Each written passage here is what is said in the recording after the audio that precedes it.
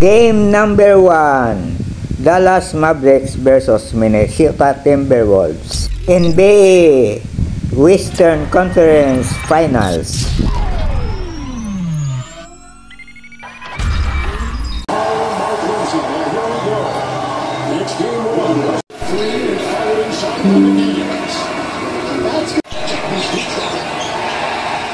Ang first quarter ay nagtapos sa 33-27. Anim ang lamang ng Minnesota.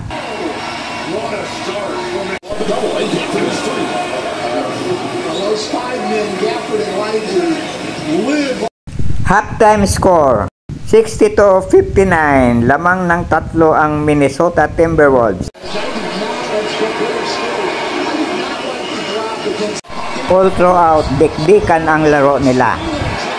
Sa huling mga segundos na lamang nagkatalo dahil sa mga breaks of the game.